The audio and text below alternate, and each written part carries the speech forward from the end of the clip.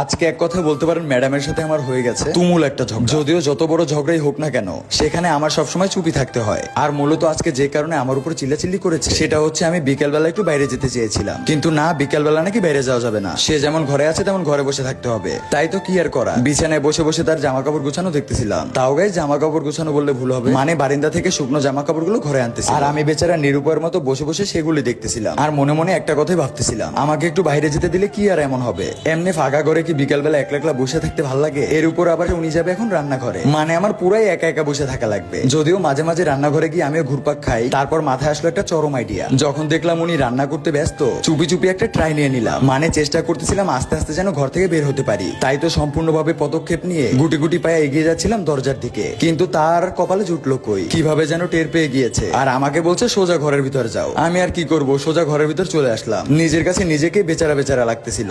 এসে ধাপ করে খাটের উপর বসে পড়লাম আর ভাবতেছিলাম এই বোরিং টাইমে এখন কি করা যায়। তখনই কিন্তু মাথায় একটা সেই আইডিয়া চলে আসে। তাড়াতাড়ি আমি আমার ফোনটা খুঁজতে শুরু করি এবং মোবাইল করে ফেলি আমার সকল বন্ধুদের, কারণ গাইস যতটুকু শুনেছি পাবজিতে চলে এসেছে নতুন নতুন অনেক ইভেন্ট। তাই তো আজকে সবাই মিলে একসাথে ঘরে বসে পাবজি খেলবো দেখে সবাইকে ডেকে নিলাম। যেমন বলা তেমন কাজ, ওরাও তাড়াতাড়ি করে চলে আসলো আমার বাসায় এবং আমরা সবাই দেরি না করে বসে বললাম খাটের উপরে পাবজি খেলবো বলে। মানে গাইস পাবজি 7 বছর উপলক্ষে লেভেল 1 থেকে শুরু করে সবাইকে দিচ্ছে বিভিন্ন রকমের গিফট সমান। এমনকি যারা পুনরায় গেমে ফিরে আসছে তারাও পার্ক শপে গিয়ে নিয়ে নিতে পারবে উপহার। মানে 18 থেকে 24 এপ্রিল পর্যন্ত প্রত্যেকদিন গেমে লগ ইন করে নিয়ে নিতে পারবে মোট 20টি গ্রিন কেস্ট এবং র‍্যাঙ্কে চলে আসতে পারলে থাকবে টাইম টোকেন সাপ্লাই, ক্রেড কুপন, নতুন বন্ধু বানিয়ে ও পপুলারিটি দিয়েও পাচ্ছেন অনেক অনেক। আরো থাকছে classic cred coupon, green white crystal, voice pack, তাও আবার বাংলা। কিন্তু গাইস গেমের ভিতর ঢুকে তো আমরা সবাই অবাক, নতুন স্পেশাল মুড এসেছে, এর সাথে রয়েছে নতুন নতুন অনেক আকর্ষণীয় আইটেম। এরপর আমরা চলে গেলাম রন্ডো ম্যাপে, মুড দিয়েছিলাম গোল্ডেন ডাইনোসটি। এখানের অ্যানিমেশন গুলো প্রচন্ড পরিমাণে সুন্দর লাগতেছে, গেমের সৌন্দর্য যেন এক অন্যরকম ভাবে বৃদ্ধি পেয়েছে। যারা যারা আবার গেমে পুনরায় ব্যাক করবে তারা যেন এর মজাটা সম্পূর্ণভাবে উপভোগ করতে পারবে। এবার কথা হচ্ছে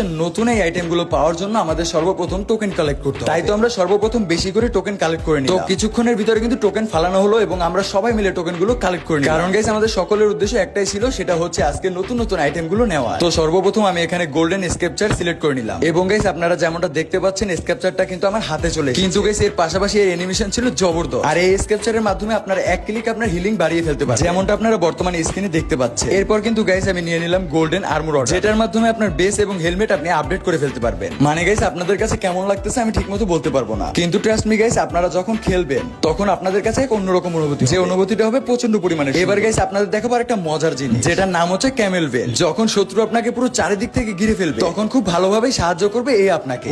এটার যে গোল্ডেন মিরাজ মোড অপশন আছে এটার মাধ্যমে এটার গতি বাড়ে, এর পাশাপাশি কিন্তু এটি আপনাকে লুট পেতে সাহায্য করবে। এক কথায় বলতে পারেন অনেকগুলো গুণের অধিকারী, যেটা আপনার খেলাকে করে দিবে আরো আকর্ষণীয়। এখানেই শেষ না গাইস, গেমের ভিতরে